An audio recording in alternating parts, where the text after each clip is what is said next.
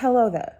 I'm Alana, and I'm an Australian who's been living in the US for 8 years, I think. I don't know, who even knows anymore. And I wanted to make this video. Sorry I haven't uploaded on this channel in a minute. I think I said when I started the channel that if I got super busy, this would be the one that would drop off. That's just what happened. But I wanted to issue an update about something because I know a lot of people both don't know very much about it. I know a lot of Americans don't have a very good understanding of their own immigration system and thus tend to find it interesting. And also just because people ask me about it all the time. So for the last 8 years, I've been on an O1 visa in America. That basically allows me to work for only the company that owns my visa. It's super limiting and very complicated. But I had an O1 visa at IGN, which is how I got it in the first place. And part of getting an O1 is that you have to, the technical legal term is an alien of extraordinary ability, which is a very cool title.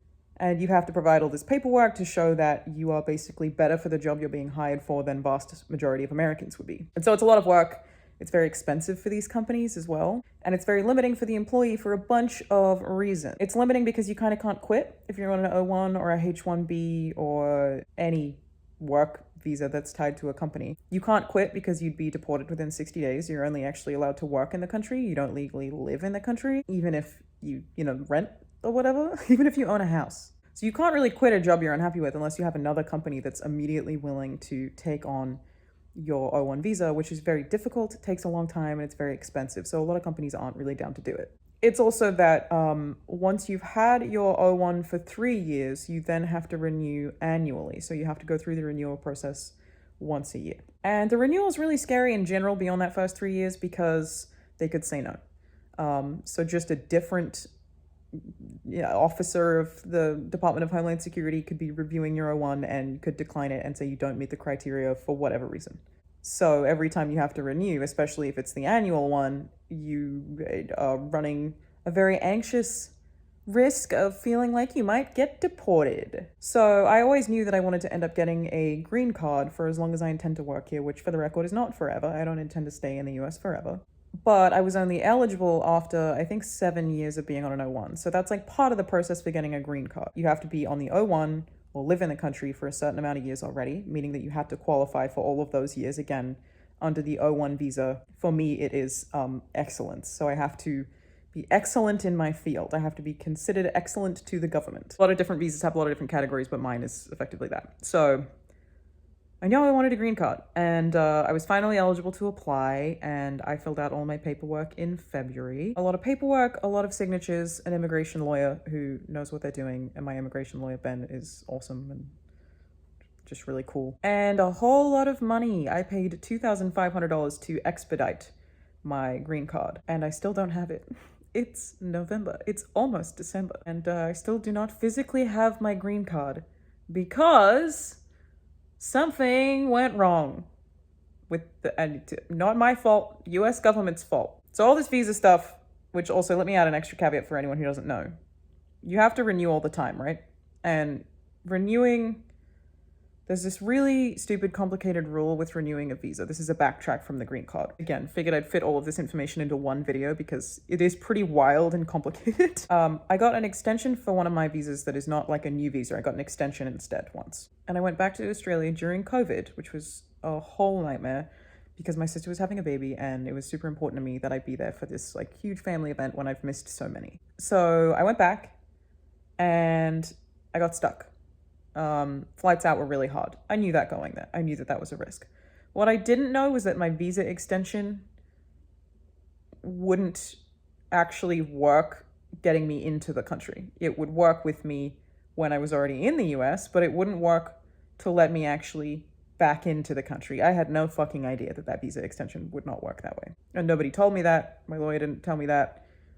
It was just not communicated across the board that the visa extension piece of paper would not actually extend my visa, and I couldn't get on the plane. I was turned away at the airport. So I had to go through the process of getting a new visa. They call it a visa stamp. My visa was effectively already approved in terms of the paperwork had been done, but the second step to that is that you have to go to a US embassy in another country.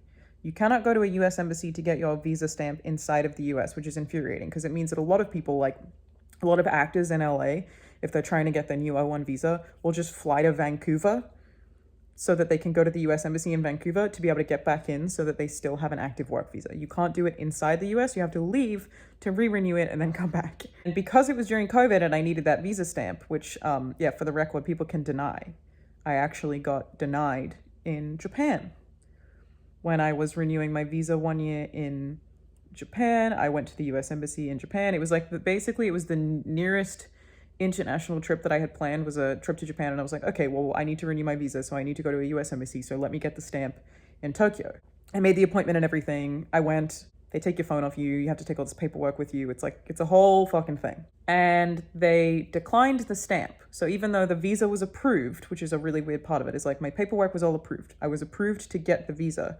The immigration officer that you talk at the US embassy can actually still decline you. So you don't have the visa until you have it in your passport, even if the visa's been approved and you've paid for it. I got declined because of my job title. My job title at Rooster Teeth, which is the visa I was getting for that, which is my extension for Rooster Teeth. My job title was content creator, which is a ridiculous job title that they really give you to make sure that you can make any kind of content, like that they can make you do any kind of work and it would fit under your job description. Content creator means fucking everything. And the US Embassy was like, this is a visa for excellence. Content creator?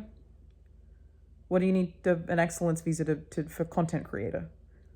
So they asked for more paperwork to prove what my job was and my area of expertise, essentially, because the job title was too fucking vague, which is fair. So I had to scramble to get that paperwork while in Tokyo, which was so nuts because there was this complicated part that I don't fully remember, but I got the paperwork, I think submitted like internationally, but we continued the trip. So I went to Hakone and I was like, this is going to be fine, whatever. And then I got some notification telling me that I needed to get something back to the US Embassy in Tokyo, even though I wasn't in Tokyo anymore, that I wasn't expecting and that nobody was really expecting. They didn't think I would have to go back in person. And I had this timeline to do it. I had like a deadline to be able to do it so that I could actually get on my flight home. So I actually found someone online who lived in Tokyo and was like, please, can you do this for me? And I'm pretty sure I paid them to go to the US Embassy to drop this shit off for me. Nuts. And then because of that whole thing, when they declined me, they had confiscated my passport. They took my passport off me, so I couldn't leave Japan. I would have been stuck in Tokyo potentially for months. I was planning for being stuck in Tokyo for months. So I was waiting for my passport. Everyone else was leaving and getting on flights, the people I was traveling with. And the day of my flight at like 2 p.m. and I think my flight was at like 6 p.m., I got an email saying my passport was ready for pickup. So it had been approved. So I went and I got it from, I had listed the address as a post office. So they sent it to the post office. I got it from the post office. I was so hungover because I wasn't even expecting to be able to leave that day. I was expecting to like live in Japan for a month because that can take like 3 months, but they did do it. And yeah, I was like vomiting in the back of the taxi on the way to the airport and I made it with like maybe 15 minutes to spare. It was nuts. So that happened that one time, but it can ultimately happen any time that you have to go to the US Embassy and renew the passport. It can happen anytime, depends on who you talk to, depends on how they feel that day, what mood they're in. And he said no to content creator, so I had to do all the extra shit. But then the Australia part was super complicated because that piece of paper didn't work to extend my visa. So I needed to get a new visa stamp in my passport, which means finding a US embassy. And I was like, well, I'm already in Australia. There are US embassies here. Let me go to one of the Australian US embassies. That's super easy. The wait times, because of COVID, were just absolutely nuts. The Sydney one, which is where I was, I got rejected from the flight in Sydney. I wish it had been in Brisbane because Australia had state-by-state lockdown, so I actually couldn't go back to Brisbane to see my family. I was stuck in Sydney. Stuck in a hotel in Sydney, waiting to figure out what the fuck to do about my visa stamp. So that was in, I think, July, and Australia had wait times until October. I was like, okay, do I just live in Sydney until October? What? Okay. They saw that Melbourne did have an opening at their embassy. So I was like, okay, can I get to Melbourne? So what I had to do was submit a request to travel to the Victoria State Government, which is where Melbourne is. So I was submitting to get to go to Melbourne. You had to have an exemption basically to be allowed to travel between the states during COVID in Australia at that time. They just didn't reply to me. It was like 3 days. I made the US Embassy appointment in Melbourne, but they never got back to me, so I didn't have approval to go to the state. But even so, the embassy actually shut down because there was a COVID case on the day that my appointment would have been anyway. And part of that was so messed up was that I needed to get to Melbourne to do 2 weeks quarantine, because you legally had to do that, to then go to the US Embassy. I was also trying to get appointments in Perth because the Perth one had one. I was like, let me fly to Perth. They had the soonest appointments. They didn't have 2-week quarantine at the time, but I got rejected. I wasn't allowed in the States. So I was like, well, I'm fucking stuck in Sydney. What do I do? So then I was with my immigration lawyer and my team trying to figure out if there was a US embassy anywhere in the world that I could get to that would get me home so that I could do my job back in America. I was still working the whole time in Australia, and I still could have worked the whole time, but it fucking sucked. It was like 3 a.m. most of the time. It was brutal. So the problem was so many countries had people locked out during COVID, right? So most countries that had US embassies, I just couldn't get into. I wasn't allowed in. So I was looking at places close to Australia, things like Jakarta was an option at one point. I looked at like Rome, I looked at London. They were either didn't have appointments for months, the embassy was completely shut down, like it was shut down in Vancouver in Canada, or I wasn't allowed in the country, or they weren't taking what's called a third-party national. So the embassies that were open, which was the case for London, which is like I could have gone to the UK. I think I was allowed to fly there under certain conditions, and I might have had to quarantine. I don't remember exactly.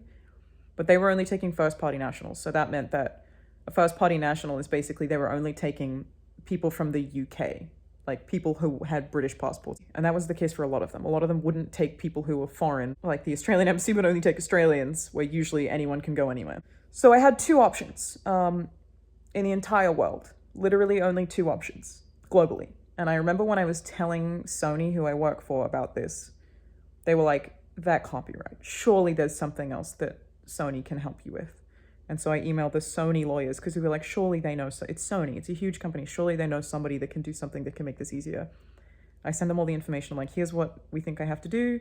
They reply and they're like, yeah, that's what you have to do. Yeah, that is your only option. It was so wild. So my options were between Nassau, the Bahamas, and Nicaragua. And Nassau had pretty long wait times, but my plan was to literally move to Nassau. Like I was going to move to the Bahamas. I was preparing to live in the Bahamas for like 2 months while waiting for that embassy to open because I was allowed there. They didn't have quarantine. They were taking third-party nationals. So I was like, let me just move to the Bahamas and wait for an appointment time to show up while living there. So I would have like moved there, taken one appointment that was a few months out, and checked the website every day for a cancellation because obviously people cancel. Like, I'm sure that happens somewhat often. So that was a thing I was actually fucking planning for. My second option was Nicaragua. Again, no quarantine, not a huge amount of wait time. They had a month wait time, but they were allowing expedites so that you could pay extra to get a sooner appointment under certain circumstances. So I was like, okay, I can't as safely live in Nicaragua or do my job in Nicaragua as I could in the Bahamas. So I'm gonna go for Nicaragua and I'm gonna submit the expedite to see if I'm eligible, to see if I can just have to wait like a week or whatever. If that doesn't work and they don't get back to me, I'll go to the Bahamas. And the problem with filing for one of these US embassies is that you, even globally, you can only do one at a time. So I couldn't like have a wait list for the Bahamas and go for Nicaragua to see which one would play out. So I went Nicaragua, expedite, just wait to hear a response.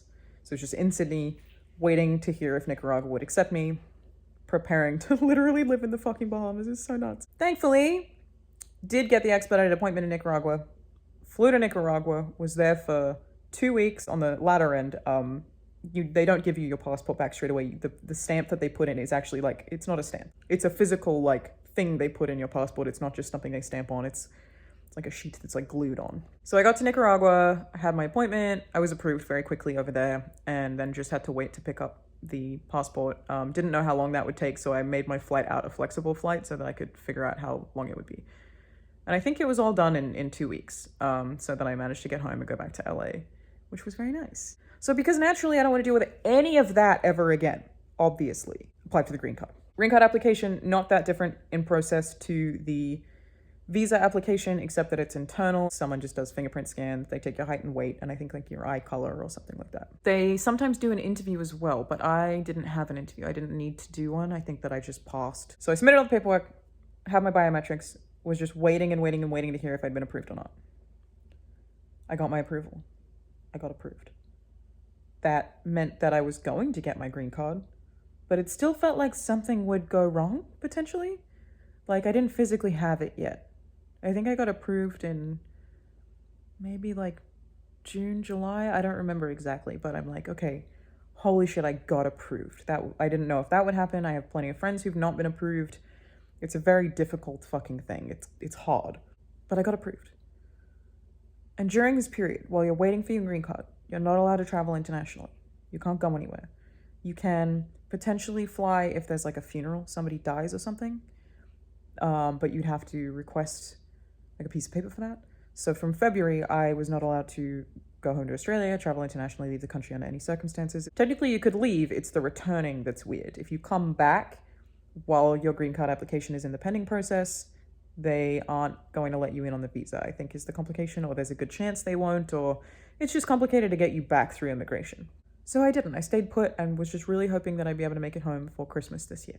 And then my green card finally arrived. I finally got my green card. I was going to pick it up on my birthday, and I was so excited about this birthday gift that had finally arrived. It meant that I was a resident of this country. I was allowed to work for whoever. Like, that's part of it, is like I can only work for the person who owns my visa. I am not allowed to earn any money independently. You know how like any content creator will have seen this? Instagram tells me all the time, monetize Reels. Twitter has like a subscription thing, like you can get your followers to super follow. I can't do any of that stuff because I'm not allowed to independently earn any money. It has to go through my visa holder, who then would pay me, but they take a cut. So currently the way my system is set up, I think I'm like 30% of my income is being taken by my management team effectively. And that's part of that. So the green card's great for a bunch of reasons. Again, not having to worry about visa shit ever again. You do have to renew the green card within 10 years, but I don't know that I'll even be here in 10 years. And yeah, you have the freedom. You can quit a job if you want to. You have more bargaining power. You have freedom. It's freedom, America. It's great. So I go on my birthday, so excited to pick my green card up from my lawyer's office. And I'm in the lobby, and I go upstairs to get it, and I get this little folder, and I check it. They're like, make sure you check it, read over it, make sure everything is correct. I open it up. All the paperwork looks good. I get to the green card itself, which is like an ID card. It's an ID card. It's got my picture, my name, my date of birth. But under sex, it says M.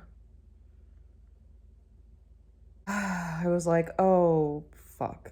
Please tell me that we didn't put accidentally on my paperwork somewhere that I am male by accident. And we did not. The US government, after taking all of my money and causing so much stress, basically it was a typo, just a filing error. They put M instead of F under my sex. So I took the green card home and was like, okay, I gotta email my lawyer about this, see what we have to do. And the solution, well, the only thing you can do is return it. You have to send it back. You can't keep it with the error. Send it back and wait for a new one. It's November. This was in August. I still don't have the new one. It still says processing. I don't know how long it takes to print an ID card when you've already been approved for the green card. I don't know. Technically, I'm legally a green card holder because the error is on their end and they didn't make me pay for it again. Thank fuck.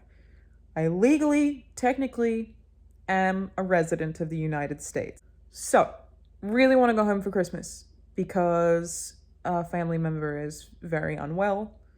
And so it's really important for me to be there. And I also want to see my grandma, who I haven't seen in ages, who just turned 95. So going home for Christmas. Very excited to go. And I was like, well, I still can't travel internationally. I don't have this green card. As long as I physically don't have it, I can't go anywhere. What do I do? Are there any options for me in this situation where they fucked up my green card? Which I guess also the situation would be pretty similar for people who lose their green card. So if you've lost your green card, you're still a permanent resident and a green card holder, you just don't physically have it, which is kind of the same as the situation that I'm in.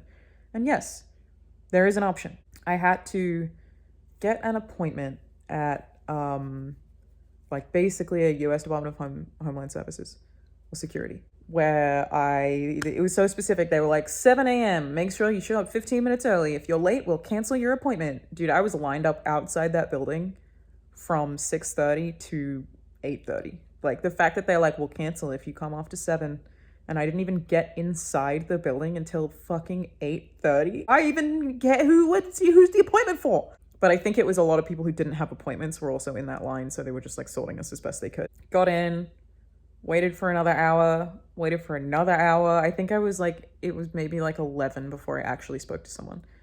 And what they were doing was giving me what is called an ADIT, an ADIT, which is effectively a stamp in your passport. And this one's actually a stamp. They were like, what are you doing here? And I was like, hi, I'm trying to travel internationally. There was an error on my green card. I literally showed them the picture that I have of the green card, which I'm not going to show here just for personal security reasons, but it has the fucking M on it. I showed them the picture.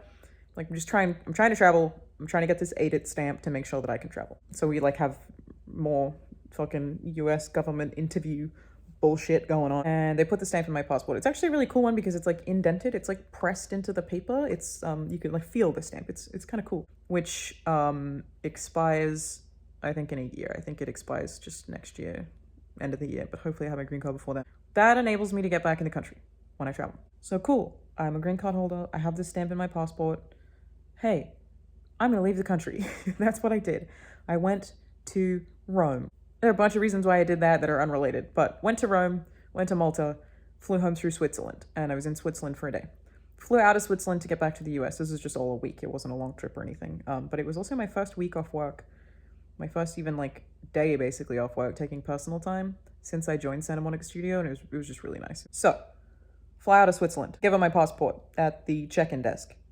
When you fly into the US on a visa, especially a work visa or a green card, you just have to give them a ton of information. This is my first time doing this with the green card, which again is just a stamp called an ADIT stamp. So I go there, check-in desk, and she's like, what is this? I'm like, that's an ADIT stamp. It's a supplementary to my green card. She's like, this isn't a visa. And I was like, no. She was like, there's no input anywhere here for this stamp. I was like, okay. And she was like, you should have brought your green card. And I was like, I don't have the green card. They made an error. I don't physically have the green card. I reckon I was like probably at that counter for like maybe half an hour even, just like waiting to see if she could help me get back into the fucking country or at least get on the flight. And I think it was probably someone who just never seen that stamp before. I don't imagine that stamp is super common. I imagine it's even less common coming from Switzerland. It's a weird thing that you can only get under a really certain circumstance that you can only get in the US. It took a really long time and I was very stressed, and she was like, what's the number on it? I was like, well, there's a number on the stamp. It was probably that. But I guess she just didn't know how to input it. And that was ultimately just solved by her calling somebody. And then I guess they were like, oh, no. You just put it in like that's the green card. Like you put the stamp in, act like all the details of the stamp are the exact same as what would be written on the green card. So put it in under the system as green card. So we did. I got on the plane. Thank God. Then I land in LA. Great. My first time actually getting back into the US on this green card stamp. And they asked me a bunch of questions. And he was like, where's your green card? And I was like, I don't have it. There was a typo. And he was like, you made the typo? And I was like, no, the US government wrote M instead of F. I did not write M anywhere. That it was completely on them. It was their error. And he was like, come with me, and walked me to this room that had 30 people in it. And I asked somebody how long they'd been there for, and they said 2 hours. And this is where I was told my green card was pending. And he was like, your green card's pending. You don't have the green card, which I guess he was just incorrect about. So I'm sitting in there and I was like, oh my God, how long am I going to have to wait? Like, is this another thing where is this one of those like US immigration things where I'm in here for 2 days type shit? Like they made me take my bags there, sit there. All the signs say no phones. They were playing Pirates of the Caribbean on one of the movie screens there. People were asleep. Room just full of people just waiting to be processed or to see if they were allowed in the country. And I guess the thing that's nerve-wracking about that is like, if there's still more chance I won't get into the country. Like, is this still a thing? I expected the stamp to just work. I just thought it would fucking work. That's what it's supposed to do. I didn't think any part of it would be complicated. And then I was like, oh my God, every step of this has been complicated. My God. Again, not a complaint. Wasn't complaining about it in Australia, wasn't complaining about Nicaragua, not complaining about my choice to do these things, to go to Australia or to go to Rome. Both fucking were awesome, and I don't regret doing them. That's what I'm saying. It's super privileged that I can even do that. Not complaining, just explaining because it's very weird and interesting, I think. So I'm sitting there for a while, my name gets called, and I was like, what's happening? What's going on? And they just hand me my passport. He was like, you're good to go. And I was like, that's it? And he was like, yeah. And I just leave, and it's done. Thank fucking Christ it worked. The whole thing is just such a nightmare of me still just waiting to get this green card. Because now, every time that I travel, my next international trip is next week. I know I'm going to have to get to the airport like hours early because this could happen for as long as I have this stamp and I don't have my green card that was fucking submitted effectively in August. And here we are, still waiting.